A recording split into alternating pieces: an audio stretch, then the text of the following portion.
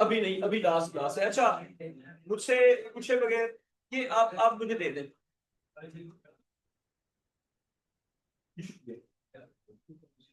अच्छा बच्चों, अब हम करते हैं आगे शुरू। It is a one way conducting device, a diode. बेटा बोर्ड पे A diode is a one-way conducting device। ये पहली बात हो गई, वन वे कंडक्टिंग डिवाइस है। अच्छा नीचे लिखो symbol for a diode, symbol for a diode. Diode का सिंबल क्या होगा, लिखो सिंबल। ये बना के ये बना के ये होगा डायोड का सिंबल। जल्दी से बना दो, सिंबल फॉर अ डायोड बना दिया। ठीक है, अब जब भी आप डायोड बनाएंगे इसकी जो बेस वाली साइड है वो पी होगी और जो कॉर्नर वाली साइड है वो एन होगी। अच्छा उसके बाद when a diode will conduct, एक डायोड कब करेगा कंडक्ट और कब नहीं करेगा कंडक्ट। बच्चों बात ना करो, नोट्स कॉपी कर लो। जो बच्चा बात करेगा क्लास के भाई नोट्स कॉपी करो जल्दी। बेटा आप क्लास में बैठे, सीधे होके बैठो ना और नोट्स कॉपी करो जल्दी। ये आगे फॉरवर्ड कर दो, एक एक लेते जाओ और बाकी जो बचेंगे एक एक लेते जाओ, बाकी जो बचेंगे लेते हैं। आगे आगे आगे कर दो, अपना लेके आगे कर दो, अपना लेके आगे कर दो। अच्छा बच्चों, semiconductor diode is the last thing that we are doing. It is a one-way conducting device. Symbol for a diode, P side, N side. एक डायोड कंडक्ट कब करेगा, when will a diode conduct। इसमें लिखो if Vp is bigger than Vn। What is Vp and Vn? Volts on P is Vp, volts on P is बेटा P वाली side और N वाली side. ये देखो P वाली साइड पे जो वोल्ट होंगे वो Vp और N वाली साइड पे जो वोल्ट होंगे वो Vn। एक बार देख लो, P वाली साइड पे जो वोल्ट होंगे Vp, N वाली साइड पे जो वोल्ट होंगे वो Vn। अगर P के वोल्ट N के वोल्ट से बड़े होंगे तो देन इसको कहते हैं देन कंडक्टिंग, या फिर इसका दूसरा नाम होता है कंडक्टिंग और फॉरवर्ड बायस। बेटा एक बार देख लो, अगर P के वोल्ट N के वोल्ट से बड़े होंगे फिर इसको क्या कहते हैं, कंडक्टिंग या फिर फॉरवर्ड बायस्ड। नीचे लिखो इफ P के वोल्ट्स, आपने जो P पे वोल्ट लगाए हैं वो अगर N के वोल्ट से लेस होंगे तो फिर लिखो then non conducting, then non conducting और बेटा सामने सामने नॉन कंडक्टिंग और रिवर्स बायस। बेटा एक बार समझ लो, अगर P पे बड़े वोल्ट होंगे तो कंडक्टिंग, अगर P पे छोटे वोल्ट होंगे तो नॉन कंडक्टिंग। एक और बात, कंडक्टिंग को फॉरवर्ड बायस भी कहते हैं। बेटा आप सीधे हो जाओ, नोट्स लिखो, मैं नोट्स चेक करूंगा आपके, वरना मैं एडमिन के पास फौरन ले जाऊंगा। नोट्स लिखो, अगर कंडक्टिंग होगा तो फॉरवर्ड बायस। बेटा आप में शर्म है थोड़ी सी, ना करो ना इस तरह। मैं आपको कह रहा हूँ नोट्स लिखो, आप फिर बात करने लग गए। अच्छा कंडक्टिंग होगा तो फॉरवर्ड बायस, नॉन कंडक्टिंग होगा तो क्या होगा, रिवर्स बायस। बना दिया यहां तक। अब एक क्वेश्चन लिखो जल्दी से। क्वेश्चन ये है कि which of the following diodes, which of the following diodes are conducting। आपने सिर्फ ये बताना है कि कंडक्टिंग या नॉन कंडक्टिंग। आपको डायोड दिखाएंगे, आप बताते जाएंगे। देखिए number 1, so is a diode conducting और नॉन कंडक्टिंग। ये पहला डायोड, यहां पे हमने लगाया हुआ 20 वोल्ट, यहां पे हमने लगाया हुआ 0 वोल्ट। हाँ जी बच्चों, कंडक्टिंग या नॉन कंडक्टिंग। दिस डायोड, क्योंकि पी पे हायर वोल्ट्स हैं, पी पे क्या है, हायर वोल्ट्स, तो ये पी, ये एन, और इसके नीचे हम लिखेंगे कि दिस इज कंडक्टिंग, और वजह भी लिखेंगे ना, कंडक्टिंग सिंस बीपी, पी का वोल्ट है 20, एन का वोल्ट है 0, तो पी का वोल्ट क्या है, पी का volt is bigger than N का वोल्ट, सो कंडक्टिंग। ठीक, कॉपी कर लो। नंबर 2, दूसरा केस, ये है डायोड, ये इसका पी टर्मिनल और ये इसका एन टर्मिनल। बेटा बेस वाला टर्मिनल होता है पी और अगला टर्मिनल क्या होता है, एन। अब की बात, यहां पे है -5 वोल्ट और यहां पे है +5 वोल्ट। कनेक्टिंग या नॉन कनेक्टिंग, इसका क्या कहेंगे, कनेक्टिंग या non connecting, non connecting. Non connecting का दूसरा नाम क्या होता है, हाँ जी, नॉन कनेक्टिंग। यहां पे कनेक्टिंग और फॉरवर्ड बायस, नॉन कनेक्टिंग और रिवर्स बायस। ठीक, अगर हम डायोड्स को सर्किट में लगा दें और आपसे पूछेंगे कौन सा कनेक्ट करेगा कौन सा नहीं करेगा, जल्दी से, तो फर्ज करें ये बना हुआ है सर्किट, जल्दी से बनाओ। रजिस्टर,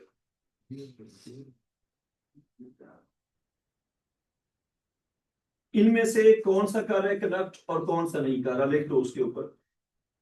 सेल का पॉजिटिव टर्मिनल, सेल का नेगेटिव टर्मिनल, सेल का पॉजिटिव टर्मिनल, सेल का नेगेटिव टर्मिनल। हाँ जी, इस डायोड को हम कह रहे हैं G1। इज D1 कनेक्टिंग और नॉन कनेक्टिंग, जल्दी से बताओ। D1 is connecting, what about D2? हाँ जी, इस पे लिख भी लो, D1 पे लिखो कनेक्टिंग, D1 पे क्या लिखना है बेटा, कनेक्टिंग, और D2 पे नॉन कनेक्टिंग। ये कहानी हमने सीख ली। हमारे सिलेबस में डायोड का ग्राफ है, उस ग्राफ के ऊपर हमने बताना है कि बेसिकली क्या हो रहा है। एक चीज तो ये है कि जब हम डायोड पे वोल्टेज लगाते हैं तो पॉजिटिव वोल्टेज क्या होती है और नेगेटिव वोल्टेज क्या होती है, यूं करें, ये वाई एक्सिस पे आप लिखें करंट, करंट सिर्फ पॉजिटिव होगा, वाई एक्सिस पे करंट और एक्स एक्सिस पे वोल्टेज। अच्छा, अब एक क्वेश्चन, पॉजिटिव वोल्टेज क्या रिप्रेजेंट कर रही है, positive voltage is when it is conducting, तो इस साइड पे लिख दो कि पॉजिटिव वोल्टेज का मतलब है कि जो पी का वोल्ट है वो बड़ा होगा और एन का वोल्ट क्या होगा, छोटा होगा। अगर पी का वोल्ट एन के वोल्ट से बड़ा होगा तो positive voltage and conducting state. तो ये इस साइड पे इसकी कौन सी स्टेट है, कनेक्टिंग स्टेट, और इस साइड पे कौन सी स्टेट है, non connecting state. Negative voltage is non connecting state. Current कब होगा, जब ये कनेक्टिंग होगा या नॉन कनेक्टिंग होगा, करंट तब होगा जब ये कनेक्टिंग होगा। लेकिन डायोड को चलाने के लिए हमें एक मिनिमम वोल्टेज चाहिए होती है, उसको कहते हैं बैरियर वोल्टेज या फिर जंक्शन वोल्टेज। डायोड का ग्राफ क्या होगा, सबसे पहला स्टेप, यहां पे लगाओ क्रॉस, यहां पे क्या लगा दो, क्रॉस लगा दो। इस क्रॉस के नीचे लिखो बैरियर, बैरियर और जंक्शन वोल्टेज, कम से कम वोल्टेज जो करंट फ्लो करवाने के लिए चाहिए, डायोड को चलाने के लिए जो कम से कम वोल्टेज चाहिए उसको कहते हैं बैरियर वोल्टेज या जंक्शन वोल्टेज। ठीक, minimum voltage needed to cause conduction. अब इसके बाद करंट स्टार्ट होगा। एक और बात, डायोड अगर गर्म होता है और उसकी रेजिस्टेंस कम होती है तो ग्राफ यूं जाएगा, और अगर डायोड गर्म होने से रेजिस्टेंस ज्यादा होती है तो ग्राफ यूं जाएगा। समझ आ गई बात? अब जब जब डायोड को हम चलाएंगे तो डायोड गर्म होगा, बताएं गर्म होगा या नहीं होगा। डायोड को चला दिया, टीवी को चलाते हैं, पंखे को चलाते हैं, डायोड को चलाते हैं, बेटा किसी भी डिवाइस को चलाते हैं वो गर्म होती है। अब जब डायोड को चला दिया और वो गर्म होगा तो डायोड की प्रॉपर्टी ये होती है कि गर्म होने से उसकी रेजिस्टेंस कम होती है, तो ग्राफ यूं जाता है। अब ये ग्राफ क्या बता रहे वो आपको बताना होगा, यहां पे लिख देंगे, हम कहेंगे कि as a diode is operated, इसको क्या कहना चाहिए, फॉरवर्ड बायस या reverse bias, forward bias. as a diode is operated in forward bias, bracket में लिखो कंडक्टिंग स्टेट, ब्रैकेट में क्या लिखना है, कंडक्टिंग स्टेट, फॉरवर्ड बायस या कंडक्टिंग स्टेट, तो गर्म होगा या नहीं होगा, it will heat up, and its temperature will, क्या ख्याल है, बढ़ जाएगा ना, जब डायोड को चलाएंगे करंट का फ्लो होगा तो उसका टेम्परेचर बढ़ जाएगा, it will heat up and its temperature will increase. अब डायोड की प्रॉपर्टी लैंप के अपोजिट होती है, क्योंकि ये सेमीकंडक्टर होता है, सेमीकंडक्टर को गर्म करोगे तो रेजिस्टेंस कम होती है, डायोड जितना गर्म होता जाएगा रेजिस्टेंस कम होती जाएगी। As a diode is operated is forward biased conducting state, it will heat up and its temperature will increase, that will increase the resistance or lower the resistance, that will lower the resistance। ये copy कर लो। Electricity की एक आखिरी चीज रह गई है, उसके बाद हम ये वर्कशीट करेंगे जो आपको अभी मैंने दी हुई है, वो आखिरी चीज आपने ओ लेवल में की हुई है, कौन सा formula, R equals to rho L over A. इस फॉर्मूले के सिंबल्स आपने बताने, आर रिप्रेजेंट्स व्हाट, लिखते जाओ, L represents what, A represents what and rho represents what. Aiman Noor बताते जाओ जल्दी से, एमन नूर सामने, आर रिप्रेजेंट्स रेजिस्टेंस, कौन सा यूनिट, डायोड का ग्राफ समझ आ गया, और बताएं कि इस बैरियर वोल्टेज से पीछे कोई करंट होगा या नहीं होगा, नहीं होगा, नो करंट। फिर इस बैरियर वोल्टेज से पीछे पीछे भी अब नो करंट बना दिया। अच्छा अब बताएं कि आर क्या रिप्रेजेंट कर रहा है इस इक्वेशन में, आर इज द डिस्टेंस, और किस यूनिट में, रेजिस्टेंस इन ओम। एल क्या रिप्रेजेंट कर रहा है, लेंथ, किस यूनिट में, मीटर्स। ए क्या रिप्रेजेंट कर रहा है, एरिया, अगर एरिया लिखेंगे नंबर कट जाएंगे, एरिया ऑफ क्रॉस सेक्शन, पूरी बात लिखिए, सरफेस एरिया भी होता है ना, area of cross section in metre sphere. What about rho, rho क्या रिप्रेजेंट कर रही है, resistivity that depends on temperature and material. Resistivity का यूनिट बताओ इन ओम मीटर। अच्छा जो हमने आज चीजें पढ़ी है उसकी वर्कशीट मैंने अभी दी है, क्वेश्चन साथ ही हैं, तो ये वाली वर्कशीट जो अभी दी है वो इन्हीं टॉपिक से रिलेटेड है, निकालो जरा वर्कशीट जल्दी, बेटा वर्कशीट निकालो जल्दी, निकाल ली, मैंने भी निकाल ली, अब मिलके करते हैं, जिसके पास नहीं है आके ले लो, वर्कशीट नहीं है तो आके ले लो, वर्कशीट अगर नहीं है तो आके ले लो। अच्छा अब से हमारा एक रूल है, डेली हम जो पढ़ेंगे उसके क्वेश्चन उसी वक्त कर लेंगे, ठीक है, ताकि पता चले कि पूछते क्या है। आप क्वेश्चन नंबर 1 जिससे नहीं होता फिजिक्स ड्रॉप करें, क्वेश्चन नंबर 1 देखो, क्वेश्चन नंबर 1 जिससे नहीं होता वो फिजिक्स अभी के अभी ड्रॉप करें। क्वेश्चन 1 देखो बेटा, क्वेश्चन नंबर 1, अगर किसी से क्वेश्चन नंबर 1 नहीं हुआ तो बहुत शर्म की बात है।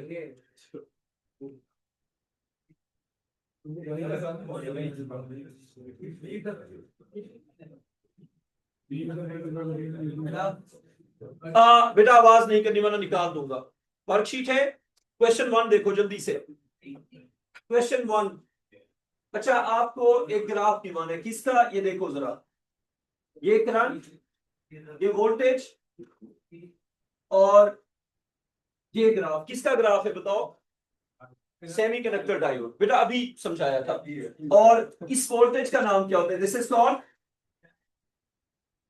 Is called barrier voltage, so option D is correct, option D because it is graph for a diode।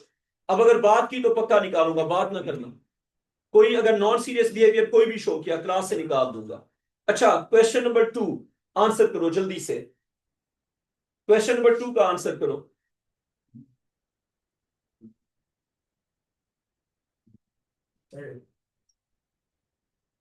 Ibrahim, question number 2 का आंसर बताओ इब्राहिम बेटा जल्दी।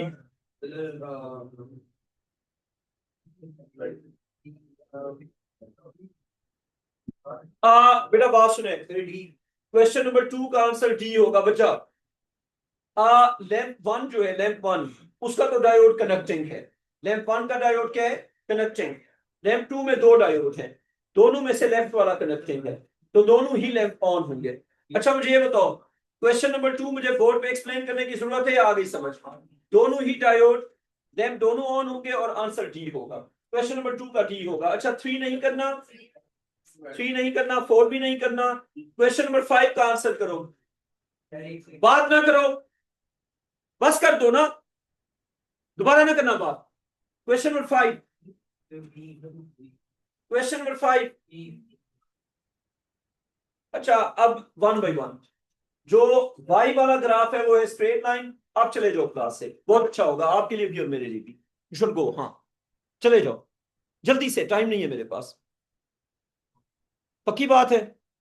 अच्छा क्वेश्चन नंबर 5 बेटा, वाई वाला जो ग्राफ है बस कर दो, उसकी तरफ ना देखो, पेज पे देखो।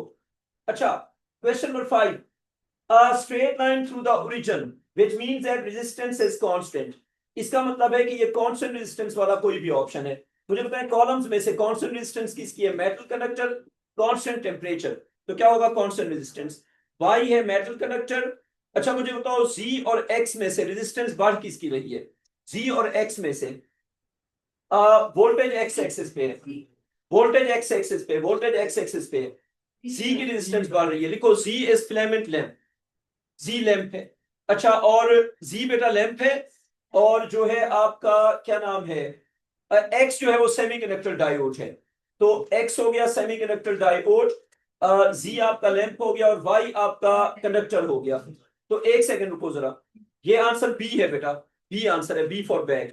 अच्छा अब ये क्वेश्चन नंबर जो है ना आपका 6, ये हम करेंगे मिलके क्योंकि ये थोड़ा सा डिफिकल्ट क्वेश्चन है।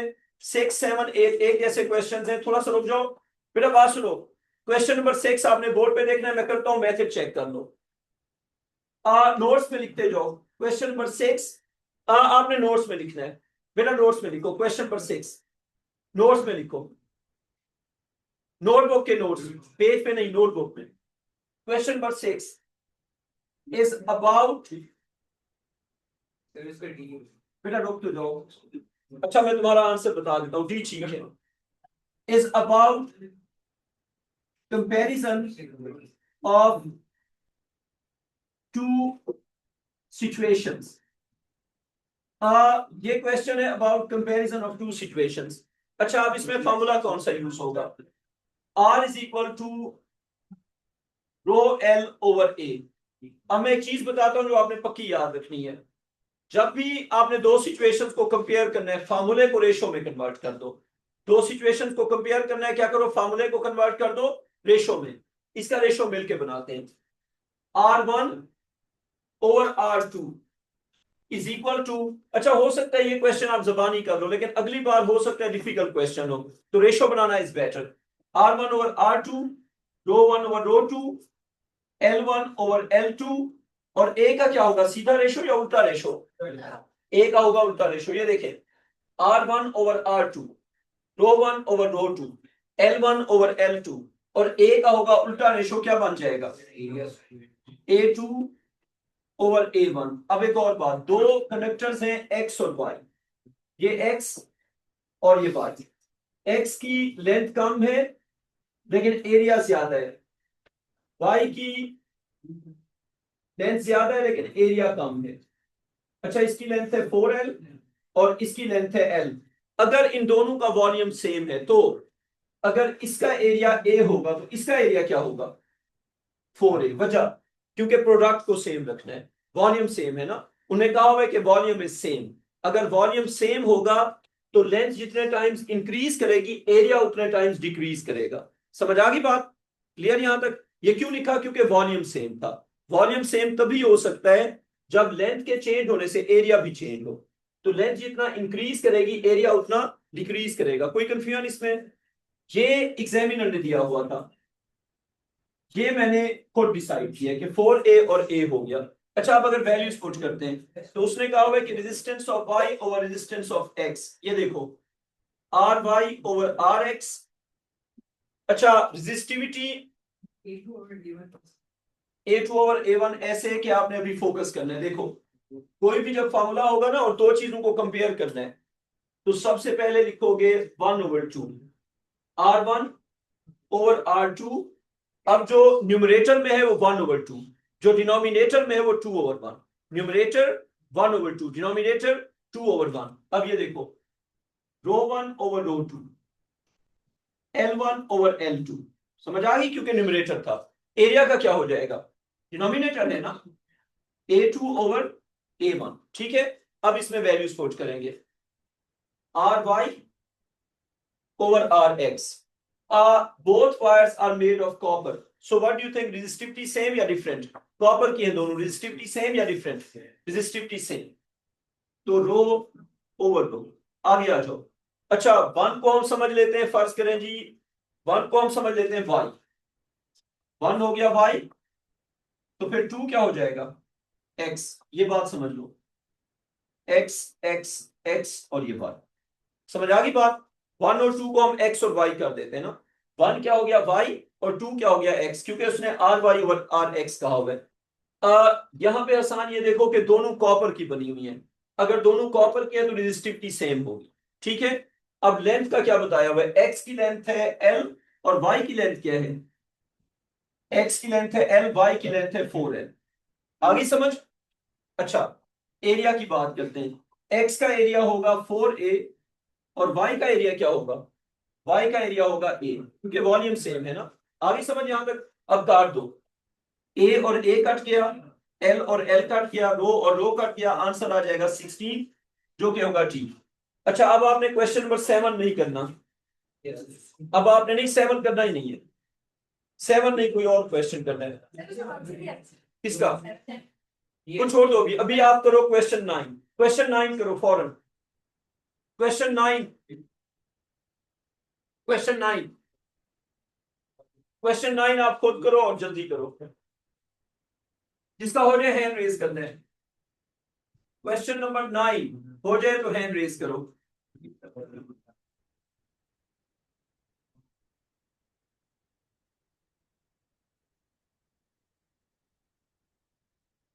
क्वेश्चन नंबर 9 जल्दी से।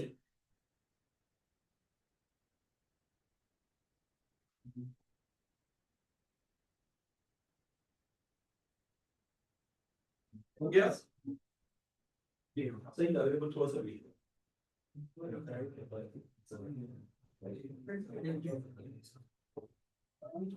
अच्छा, जिसको क्वेश्चन नंबर 9 डिफिकल्ट लगे, फिर जब मैं बोर्ड पे करूंगा अच्छी तरह देखना है। ठीक है,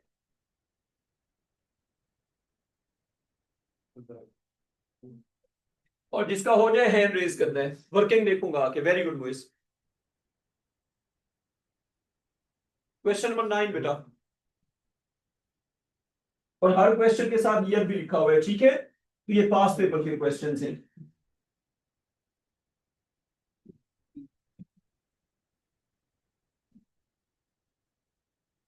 अच्छा, अब ऐसा करते हैं कि मिलके करते हैं। मैं आपसे पूछता जाता हूं, बोर्ड पे देखो जरा। ऐसे क्वेश्चन में सबसे पहले आप ये देखो, it's a comparison of two situation, yes और no. It's a comparison of two situations. अच्छा, अब इसमें जो वेरिएबल्स हैं उनको ऑब्जर्व करो। क्या क्या वेरिएबल्स हैं? एरिया की जगह उसने डी दिया हुआ है, डायमीटर दिया हुआ है, एरिया नहीं दिया हुआ। तो आपने पहला काम क्या करना है? एरिया को एलिमिनेट करना है। जो वेरिएबल को रिलेट करना चाह रहे हैं फॉर्मूला में, वो लेके आओ। हमें ये पता है कि फॉर्मूला होगा R is equal to rho L over A. ठीक है, अब देखना ये कि गिवन क्या है और कैलकुलेट क्या करना है। उसने 1 2 कहा हुआ है या दोनों के नाम बताए हुए? नाम बताए हुए। तो आप यूं करें, दोनों के नाम ऊपर लिख दें, इस तरह और इस तरह। ये नोट्स में लिखते जाओ या इसी वर्कशीट पे लिखते जाओ, मर्जी है आपकी। नोट्स में लिखो तो और बेहतर है। क्वेश्चन 9 है और ईयर भी साथ बताया, पिछले पेज पे ईयर लिखा हुआ है। नहीं, ईयर इसका नहीं लिखा हुआ। अच्छा, अब ये है क्वेश्चन नंबर 9 और हमने दोनों कॉलम बना लिए। अब इनकी प्रॉपर्टीज लिखेंगे। उसने क्या कहा हुआ है? Replace same length. क्यों करो? एल ए अगर एल होगा तो एल सी भी क्या होगा? L, because they have same length. आगे समझ? जो चीज सेम है उन दोनों को एल कह दो। आगे चले। उसके बाद उसने कहा हुआ रेजिस्टेंस भी सेम है। Resistance of A is R, resistance of C is R. अच्छा, जब आप पेपर में करेंगे इतना टाइम नहीं लगेगा, क्योंकि अभी हम समझने के लिए कर रहे हैं। ठीक है, ये कर लिया। अब आगे बताओ चेंज क्या हो रहा है। वो कह रहे हैं कि कॉपर की जो रेजिस्टिविटी है वो हाफ है। तो यूं करें, रेजिस्टिविटी इसकी, रेजिस्टिविटी इसकी। हसान कंडीशन क्या बताई है, कॉपर की रेजिस्टिविटी हाफ है। अगर इसको मैं रो कहूंगा तो वो रो बाई टू होगा, और अगर मैं उसको रो कहूंगा तो ये टू रो होगा, मर्जी है। तो फ्रैक्शन को अवॉइड करना इज बेटर। ओवर टू लिखने से बेहतर है टू कर, टू टाइम्स कर दें। मैं कह रहा हूं अगर मैं इसको रो कहूंगा तो ये क्या हो जाएगा, रो बाई टू। और अगर मैं अदर वे अराउंड कर दूं, अगर मैं इसको कह दूं रो, फिर ये क्या होगा, टू रो। बात समझ आ गई। कॉपर की रेजिस्टिविटी उस अलॉय की रेजिस्टिविटी से हाफ है। अच्छा, और क्या बताया हुआ है उसने, कहा कि डी का रेशो बताओ। तो डी ऊपर किसका लिखा हुआ है ये बताओ, D A over D C question mark. बताओ क्वेश्चन समझ आ गया, ये क्वेश्चन है। अच्छा, फार्मूला में एरिया होता है या डी होता है, फार्मूला में एरिया होता है। पहले फार्मूला में डी लेके आओ। अब राइट साइड पे लिखो A is equal to pi R square, जल्दी से। अगर आपको पहले से आता है तो सीधा फार्मूला लिख दो, नहीं आता तो डेरिवेशन कर लो। A is equal to pi R square, A की जगह डी लेके आना है, पाई टाइम्स, बताओ आर डी के फॉर्म में कितना होता है, डी बाई टू का स्क्वायर। तो क्या बन जाएगा, A is equal to pi times D square by four. यहां तक आ गई समझ। अब एरिया की जगह इसको सब्सटीट्यूट करो जल्दी से।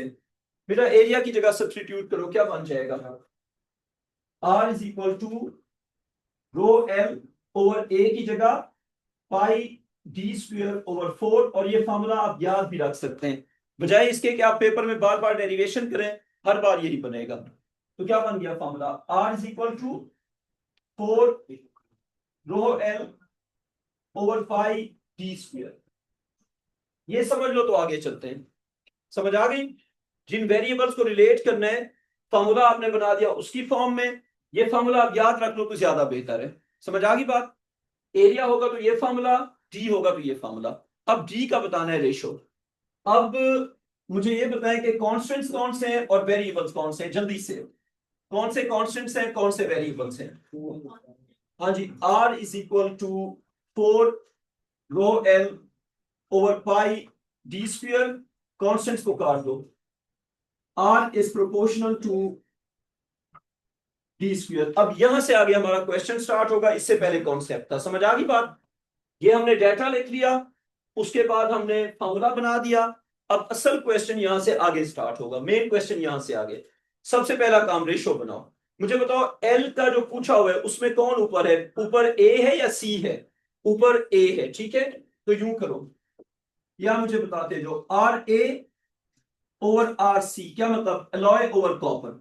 लिखते जाओ, रेशो बना दो, R A over R C. आगे रो का क्या लिखेंगे, ए ओवर रो सी।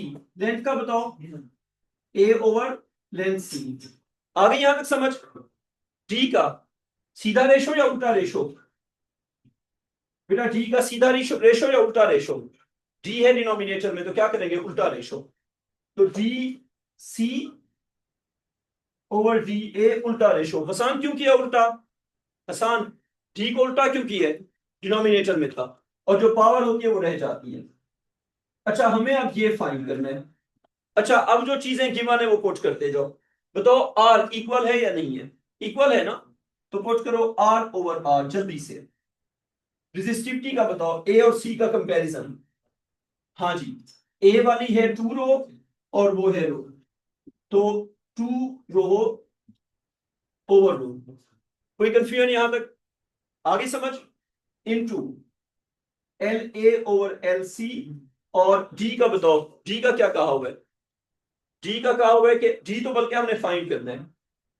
अच्छा, लेंथ का कुछ बताया हुआ या नहीं बताया हुआ, लेंथ का, लेंथ सेम है तो उसको भी कर देंगे एल ओवर एल। और डी के लिए क्या आ जाएगा, D C over D A, उसका हो जाएगा स्क्वायर।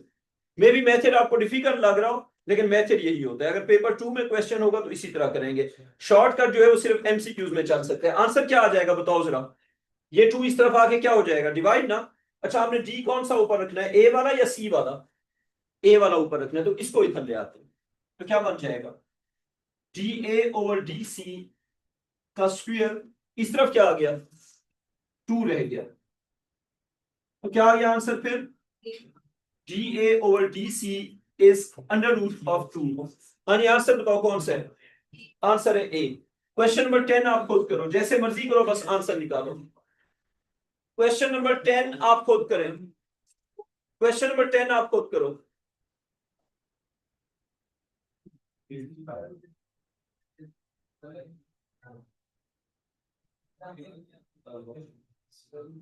क्वेश्चन 10 जल्दी से करना है। यही वर्कशीट मैंने एक और स्कूल में करवाई है, वहां पे बच्चों से क्वेश्चन हो रहे थे और आधा मिनट लग रहा था। अब तुम खुद देख लो फिर। क्वेश्चन नंबर 10 जल्दी।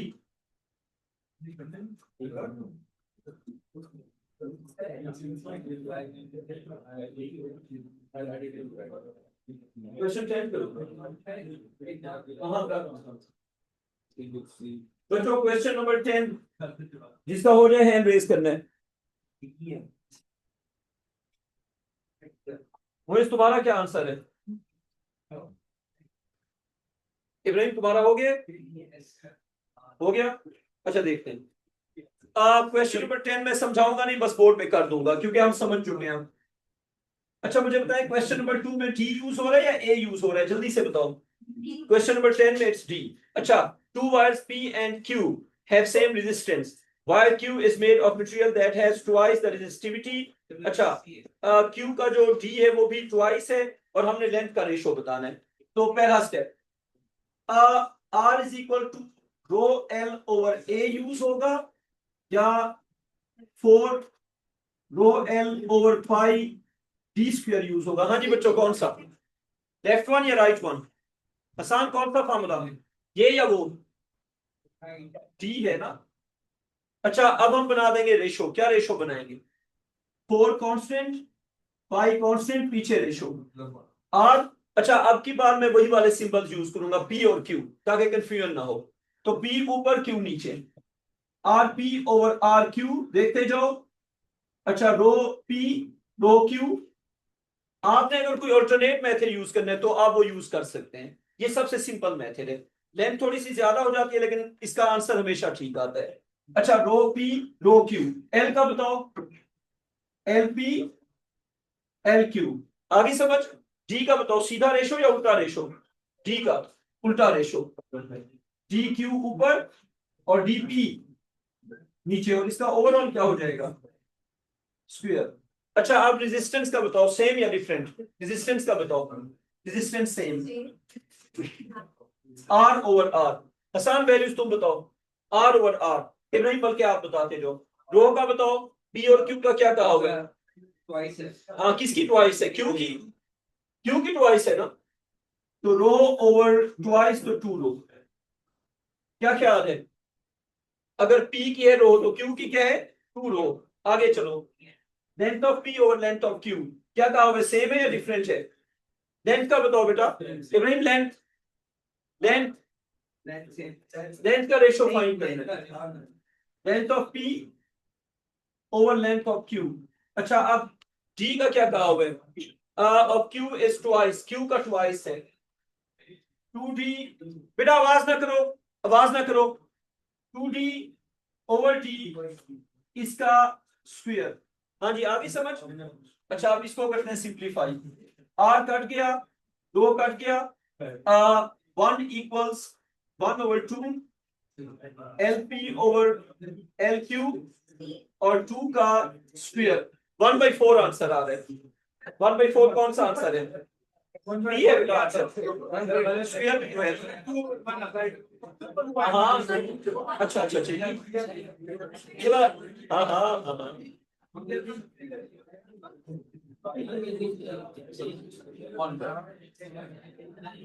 अब ठीक है।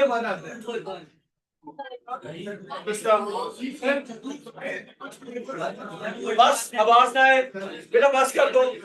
हर्ष ना मारो, चुप करके बैठो। आवाज नहीं, आवाज ना है मुझे। बस L P over L Q, ठीक है। बस कर दो, आवाज ना है। 1/2 L P over L Q और ये हो जाएगा, ठीक कट गया, स्क्वायर करोगे 4 आ जाएगा। क्लियर हम यहां तक? अब L P over L Q को जब सब्जेक्ट बनाएंगे तो क्या बन जाएगा? इस तरफ आ जाएगा हमारे पास 2 ऊपर और 4 नीचे। अब बताओ ठीक है, 4 ऊपर से नीचे, 2 नीचे से ऊपर, तो LP over LQ is 1/2।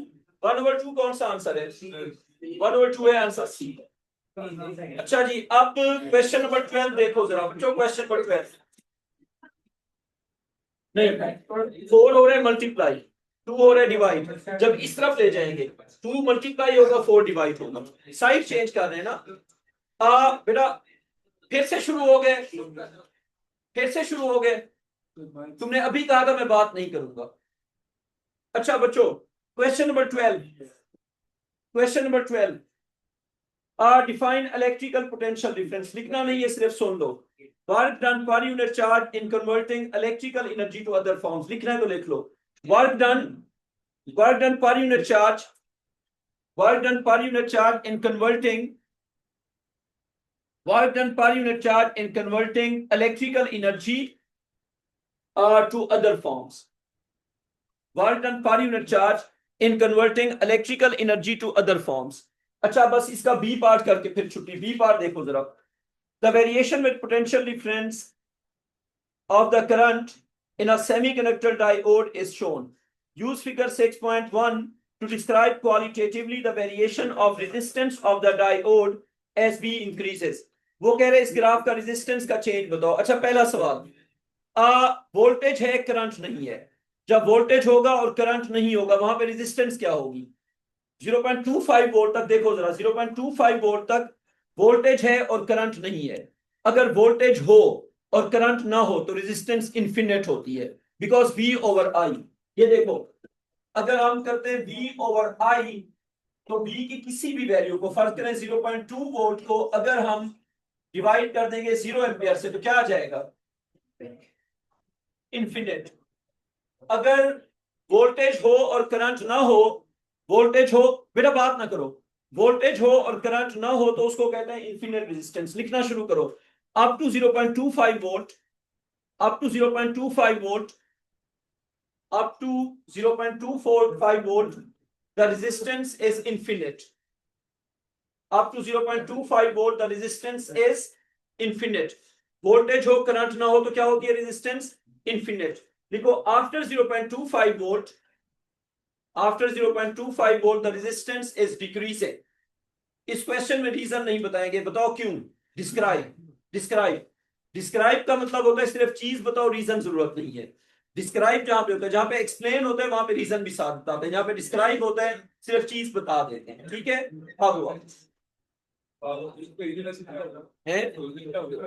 Reason इसकी है कि वो गर्म हो, जब वोल्टेज बढ़ाते हैं तो करंट बढ़ता है और वो गर्म होता है। मैं आज भेजूंगा तकरीबन 9:30 तक।